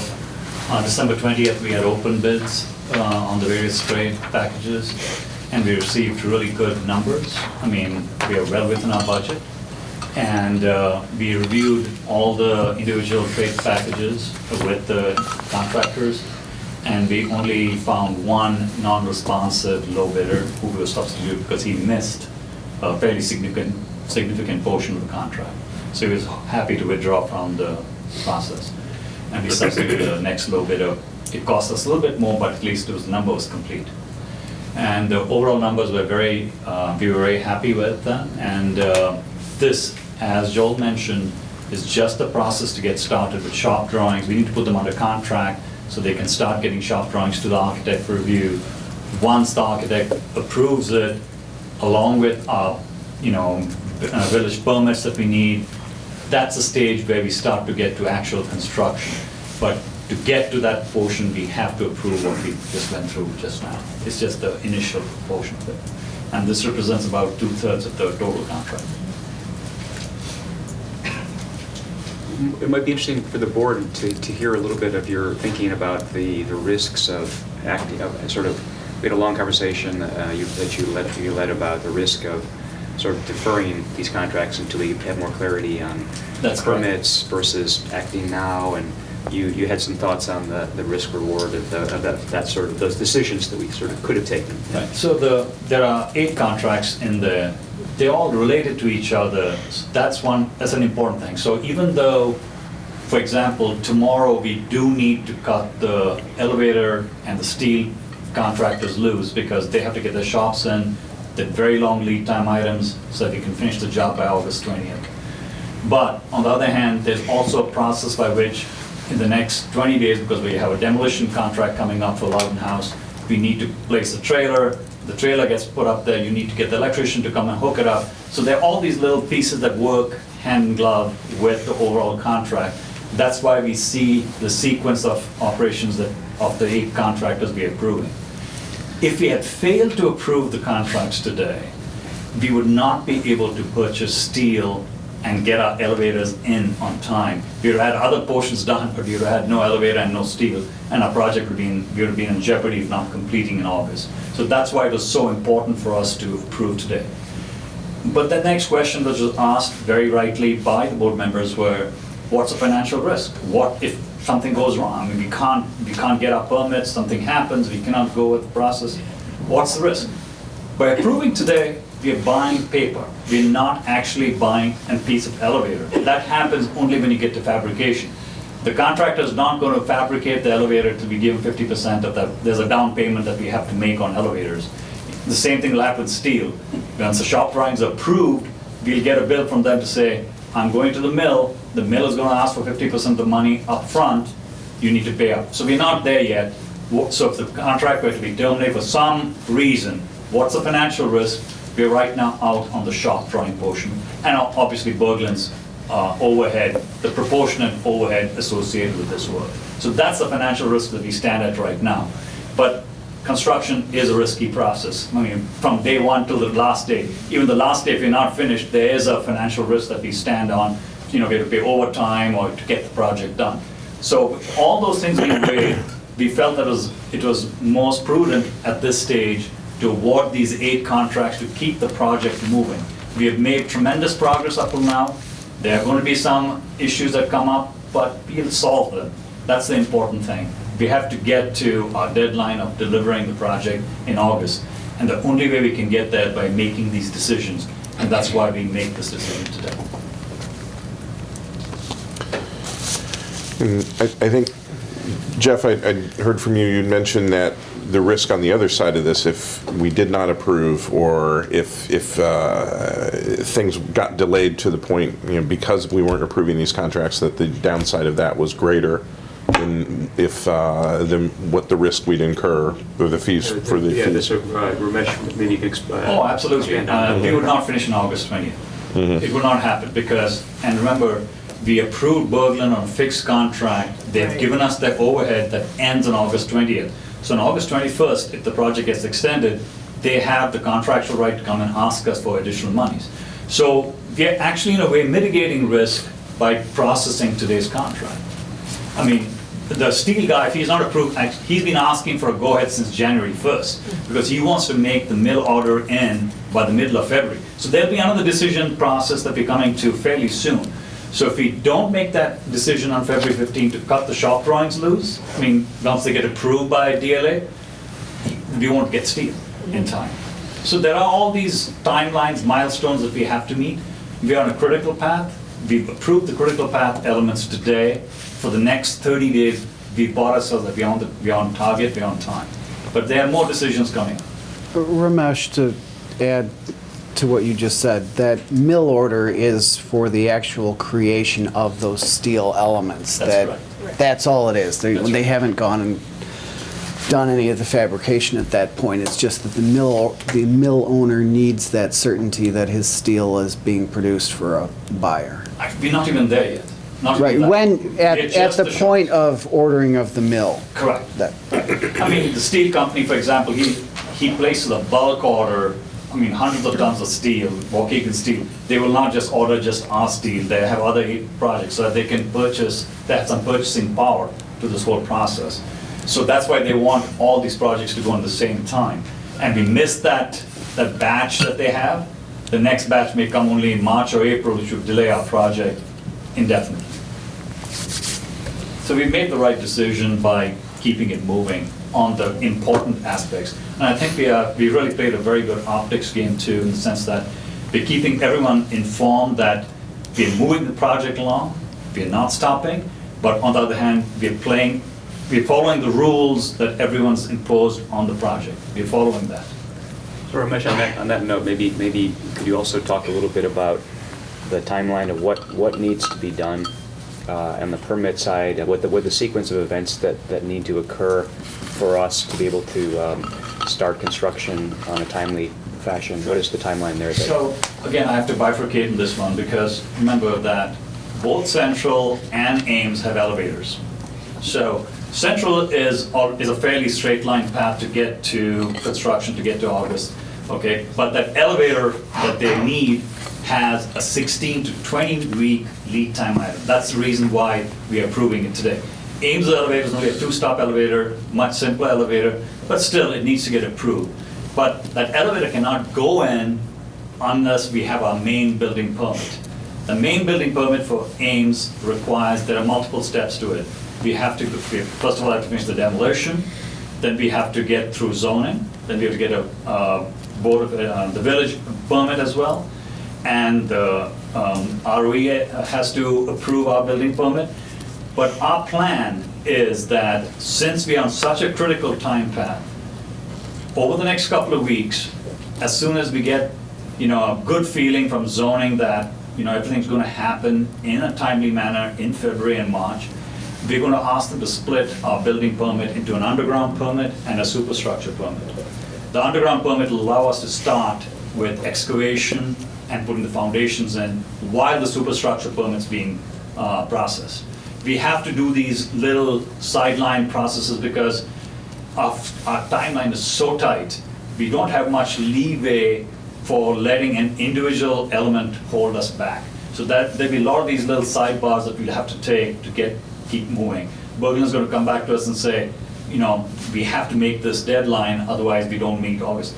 And also, there's a process by which they've put aside a fairly substantial amount of monies for overtime. They want to work on Saturdays because the schedule's tight. For Ames, it's very tight, and Central's very tight. And what we've told them now is that we'll keep the bucket outside the contract and we'll approve it as needed. Because if we give them the money, they'll use it.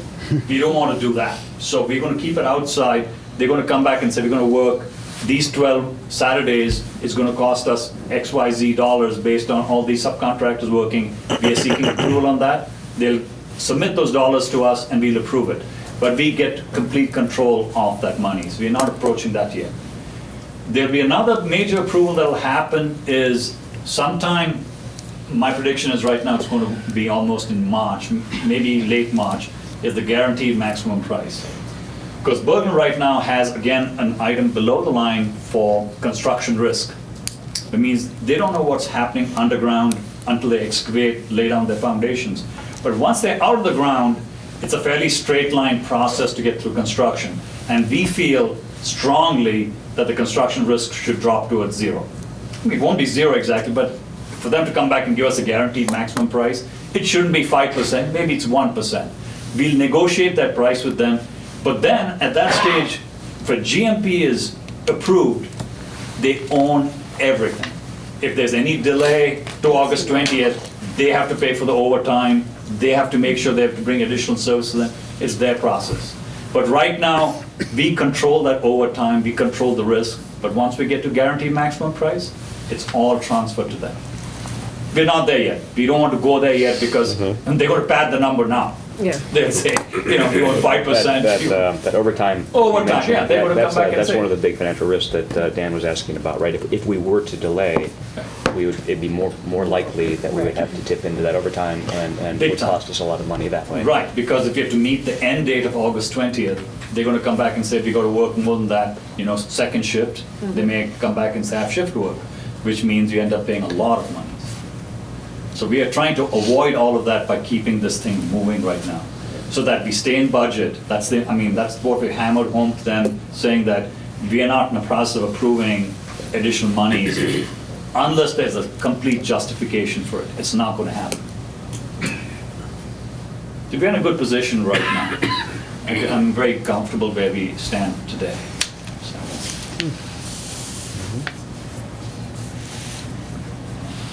Other questions? It's been a while since I've been involved in a public bidding, so like the language is lowest responsible bidder. Are these purely just the lowest bidders, or was there a... There was a range. Yeah, there okay. were multiple bids that we received. But by law, we have to go to the lowest responsible bidder. That means we vet them. So we met with the lowest bidders between the 20th when we received the bids and the end of the month, December 31st. We interviewed started with the lowest bidder. We met with them, went through a long list of items as to what is included in the number. We checked it all off. If they didn't have it, they got negative points. I mean, they had to show us, they had to come back and make a statement saying it was included, otherwise we would not approve them. So one bidder failed that test for us because he just missed a fairly substantial portion, and we asked him if he was going to make it up. He said, not for that number. Yeah. So he withdrew. Okay. So everybody else that was on the list hit all the points we needed, and they were the bid lowest review, bidder. they hit all the points, yes. That's just clarification for my purposes. All right. Any additional questions? No. Thank you, Ramesh. Yeah, thank you very Thanks much. very much. All right, are we ready to vote? Yes. All right. Margie, can you call the roll? Mr. Marhold? Aye. Mr. Miller? Aye. Ms. Murphy? Aye. Mr. Muirhead? Aye. Mr. Barsadi? Aye. Mr. Hunt? Aye. Motion carried. Okay, next is new business and discussion. First item is a resolution regarding the approval of discretionary spending and change order related to the 2020 capital projects. Who should be speaking on that? So I can give you some background on that. So back in the, is it possible for you to sign those dates? Okay. Sorry to make you do that in the middle of the meeting. So Jim, do you want to come up to the microphone and we can both talk about this? So I think it was in the summer, the board approved kind of a contingency factors of $150,000 for things that come up in the process of preparing for construction. So this has been, Soil borings and yeah. environmental testing, and mostly small dollar amounts, but it's getting close to the 150. And then we had this $85,000 ComEd that we do want to slow them down a month or so, wait for the next meeting. So this will allow us to approve these types of contracts as they come up. And it would also speak to change orders. Did Ramesh just step out? Ramesh is a very formal process for change orders, but again, rather than waiting for a board meeting or something like that to be approved, you're really kind of almost pre-approving, you're authorizing through resolution. And this is, again, a new business discussion item, so not asking for action on it tonight, but it would be somewhat typical or common for school districts to have this authority from the Board of Education to be able to make these interim decisions during a process like this. This actually formalizes really the agreement we made over the summer. This actually, because we also anticipate we could get into some larger dollar amounts, but it makes it more formal than even what we had earlier. Right now, there's no dollar amounts listed. Jim, did you have a suggestion on what was appropriate? No, I was kind of, I didn't expect the $85,000 one, so, but if one came up in that ballpark, we would be making a couple of phone calls and make sure that at least a couple of people agree that we proceed with it. Did Francis have any ideas on that? I think we talked about another like $150,000 sort of pool essentially, or pot of money. Yeah, I can keep track of it the same way I did with the other ones that are attached there. It seems reasonable to me. I mean, there's a, we meet every 2 weeks. So if something comes up and depletes the amount, we will know about it within a 2-week period. We can always, at that point, replenish it, right? Or presumably, I mean, so it's not like we have to allocate money for the entire 6-month project. We have to sort of think about enough so that if something comes up unexpected, you'll be able to cover it. Right, keep it moving. At ComEd, there's no one else to do that work, but keep this one going. It'd probably be in the Friday update. And so you and Martha are thinking like 150,000. Is that the number that you think would be sufficient? I think it would be, yeah. I'm comfortable. I'm okay with that. Yeah, I'm completely comfortable with that. I certainly don't want things stopping just because we're not here to approve it. Right. Given what's been mentioned about timelines and Yeah. the tightness of things, it definitely makes sense to have, give some discretion in the interest of things continuing to move. 150,000 is about 1% of the total. I mean, we could make it more than that if we feel like, I mean, obviously, every expenditure has to be justified after the fact. I mean, it's not, so I don't think there's a huge risk in increasing it a bit, maybe, if we did. Sure, and Jim provided a memo for how we spent the last. Correct. So are you proposing We could moving it up a little bit? make it up a little bit more, just not that I'm anticipating that would necessarily be spent, but it seems like it doesn't hurt necessarily. Well, if Jeff's offering more money, I'm I'm fine with that too. Like double it, go to 300? I mean, that. Yeah, 300. Yeah. Just kind of. I mean, the other thing that could occur is if there was a larger expense. I mean, we did this with the $85,000 ComEd. We were advised by our attorney to contact Dan and contact Jeff as president and finance chair. We made sort of that interim agreement. You could also convene a special meeting. I know that's also inconvenient, for the board to get a quorum in sort of an emergency fashion. So I think, we can consult with Brian once again, but so far they've been these sort of relatively small dollar amounts. The $85,000 to ComEd was kind of a unique surprise, so. I'm comfortable with that. Well, there's two amounts we're approving here. One is the change order amount and one is the total amount. And so if we're gonna go with, say, 300 or 250, then we still have to do what's the maximum on any given change order. Particular item. Right.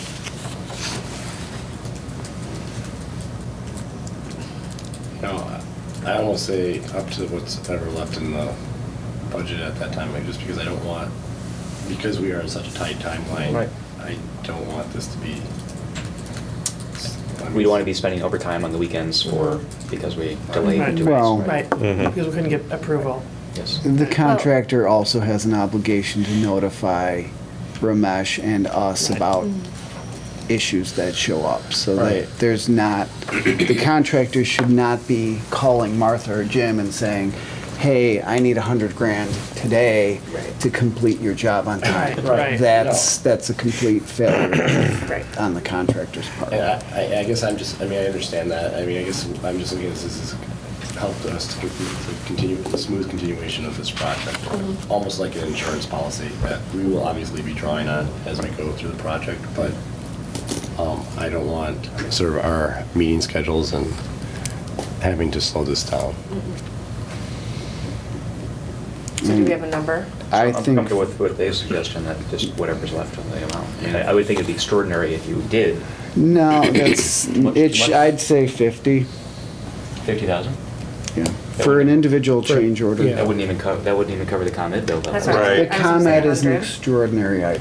Right, but it happened once, so it could happen again, right? I mean, something happens, it's not so extraordinary. Again, but you're not, if the contractor is coming at us and saying, I need $50,000 to stay on target, there's a complete break, or more than that, he's broken down. I agree. And he better not be doing that. And I think that would require Could a there be other comment conversation. like things that are Yeah. sort of out of our control? There's a gas line in the excavation that Something needs like to be that, who moved or knows, yeah. something like that. I think that risk is probably going to, as Ramesh said, it's going to depreciate considerably once you're got the hole Right. in the ground and the foundation set and all that kind of stuff. So I don't know, you don't Well, think anything then like the that. default being that should the situation like that where where it overrides the individual change order number, then we go back to the process we've done before, which Then, yeah. Martha contacting the board Yeah. president and the finance chair. And then you're in that process, but at least then you've got some additional controls on top of this, because, yes, there is an underground item. I do that appreciate could- the idea of additional controls. It was written in there for a reason, so I would not necessarily want to default to the entire balance for a change order, although understanding, yes, 85 was more than 50. Yeah. I can't do some math. Well, in the guidance we got from the architect and our owner's rep, it wasn't something that, just because I have the authority to sign something, we would necessarily sign it. Right, no, and Make sure we're, that, you know, everyone's in agreement, I should. We can also get guidance from Franz, like what is the Yeah. typical range that's That's a good idea. granted, and then come back with, it sounds like, because like you have a range, right, there, from, in terms of board input, so if you're comfortable with sort of, Yeah. okay. I think, Do that. feels like we'd be pretty much comfortable with it. I mean, And I guess just to make sure I'm interpreting what you're saying, Jeff and Dave, is when you say what's left of the initial 250 or budget or? 200. Yeah. Oh, Of the so of putting the discretion. cap on it? Yeah. Okay. So if we just using. Just approve a numbers that are total here, amount, not a there's change order. 36,000 left. I'm just using what's. of the 150 we originally Right. authorized. Before yeah, okay, 36,000, all right. so it- Not the rest of the budget that we have projected. No, of the $300,000 bucket, right? Another way to think about this could be, what is the dollar value at which point we would prefer to call a special meeting? I mean, obviously, if it's $20,000, I don't want to, but some value, if it's $500,000, then of course I want to have a special meeting. Yeah. Even 85,000, I don't want to have a special meeting. Yeah. So 100,000 to me is like sort of a reasonable number to, at which point. And I would think if one of those large items come up, you would again do what calling Dan and Jeff and, even though we have it authorized, I still think it would be important.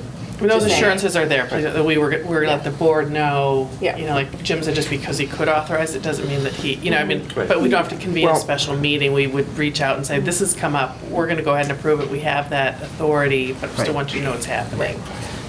100,000 sounds reasonable to me, given that it would have covered the 85,000 order from ComEd. However, I'm interested to a degree to defer back to Joel's in that this is something that he's worked on, and this is an area he's familiar with, so. 50 seems like it would be very reasonable as well.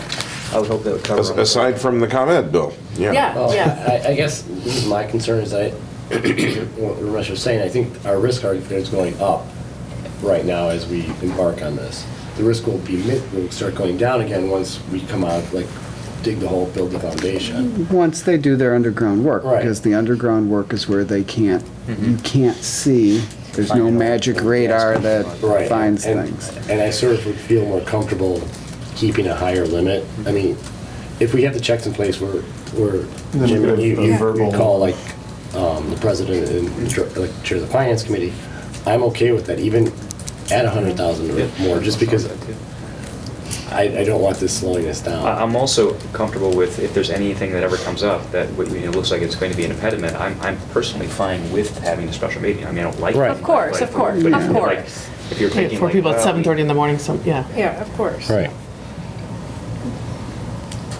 And We're don't not approving forget, this we're tonight, right? talking, This is new. No, this is Right. the business. the only time you need to, if we had, depending on the limit, and if something went over that limit and it was needed, The maximum time that we're talking about is 2 weeks between meetings. Right. So, Could be 3 Again- depending on the calendar month. correct, but in general. Yeah. The summer schedule aren't. That's true, yeah. Yeah. But again, once, as David said, and Murmesh said, once you're in vertical construction, the risks and that the contractor will find something unknown and needs extra money to do work decline significantly. So is that enough direction? I think so. I mean, I like the idea of also just conferring and understanding like what is the typical range, and then it sounds like, because it sounds like you're, I think we have a sense of sort of both your openness and concerns. Yep. So, thank you. And it's not so much Martha and Jim that I'm doubting you, this actually gives you the power to tell the contractor to look at his numbers again and say, you know what, I can only authorize this much right now. That's true. Fix your problem. As a, Because contractors will take advantage of everything that you put in front of them. that's a good point. That's a very good point. That's a very good point. That's why I think we should talk to legal. Yeah. I'm sure. Legal and other experts. I feel like you got a bone to pick or something. All right. Last item, let's We go. ready to move on? Yes. Dave, you ready? Yeah, I'm ready. All right. Next up is school fees, 2020-2021 review and discussion. Jim, you want to give a quick I'll share after we're done. overview? I put together the proposed fees for next year. We've got, the schedule would be to approve it at the second February meeting, so we could start the discussion tonight, but last year we kind of established the process for increasing them in increments of $5. So we have a base year 2019, and I applied 2 years of inflation and then rounded to the nearest 5. So what we were trying to avoid was not increasing, and then a big increase. So this is a little smoother way to still build an increase into it, but not charge a fee that's out to the penny. And summer school fees are embedded in, so we decided to also insert summer school fees because, again, like just with the summer school dates, if that can be part of our regular calendar review, that seems to make sense. If summer school fees can be, rather than, you've sometimes done that as an altogether separate item at a separate time. But the summer school fees, to represent David's point, that there's a history here of charging District 96 residents who do not attend District 96 schools an additional 20% for summer school enrichment classes. And I know earlier today you asked me why, and we did have some conversation about that last year when we approved the fees. It looks like from the minutes that it was there are supplies and materials that students use that might be supplies and materials that the school sort of already has on hand. But I think it's a fair question for the board. I don't want to ignore it. It's something that because it was something that I inherited, I don't have a lot of clear rationale on why exactly it went that way. And if it's something that the board would like to consider changing, it's certainly sort of the board's prerogative to do so. It's my thought that we shouldn't be charging in-district students a higher fee, even if they don't attend here. I mean, they could very well easily not go to a private school and still go here. And so, I mean, we are actually getting, because they're going to a private school, we're actually saving money because we have more money to spend on the other students. So I don't think we should be increasing. I was unaware that we did this. I don't know. I must have missed that. Zoned out on that I always part thought of it was children who don't live in That's District what I- 96. right. That's right. That's what Are I able, Right. are able to attend with a 20% fee. That's what I thought it was. That's right. Yeah. Nobody was interested, nobody signed up last year, so it didn't. So it's never happened? It had. But I know it didn't last year, I'm sure Pat. I agree 100% with David's point. I feel like, That it should be the if you're- same. If you're a resident Yeah. of District 96, you should go with the same I price think what we everyone else. talked about last year is that, like, say a teacher wanted to enroll their own child, who doesn't live in District 96, they would get the 20% fee. That's what I thought we had discussed. That was one of the things we discussed, yeah. So that seems more Yeah. realistic, like, okay, you're not in our district, but you might want to use we're going to charge you a little bit more just because. But if you are a District 96 resident, I think it should be one price. Absolutely. Yeah. So I think we should, I mean, I don't know how you guys. And it's actually not even on your chart with an asterisk, so we could have, I mean, I know it's not an action item for tonight, but it's in it's in the memo about summer school. It's not clearly delineated in the fees chart, but if the board is comfortable just making it, if you live here, regardless of where you attend school during the regular school year, you could add summer school for the same. Because even if they live here and they're homeschooled, they still have access to extracurriculars and encore classes and, any sort of support, right? Because they're residents, so. Well, the reality is they're still paying taxes. Exactly, that's what I'm saying, so I think they should be able to engage in. Paying taxes to the district, is it some kind of, perhaps once upon a time, an administrative concern? Something like if someone who's not already registered in the school system would be more expensive for one reason or If none of us know, and it doesn't make sense to another? us, we should just change it. Kim and I talked earlier, Kim is summer school principal. Again, we're lacking a clear rationale. It's a piece of history that I think we can undo. It's like $7, so let's just remove it. It's silly. I'd like to remove it. Yeah. Yeah. But it could be a point of frustration, I think, for families to say, wait, I live here. Well, one can make the argument, if no one signed up last year, it's inherent It's discouragement. not like a money-making endeavor. It's just. Do we want to add the words that if you're outside the district, Oh, I don't know. about that. 20% or? Yes. Well, outside the district, I think it's a different story, yes. Then I think we should charge for those students what our costs are. We should absolutely make sure we cover our cost. Okay. I think, at least, I mean, right? Yeah, I would agree.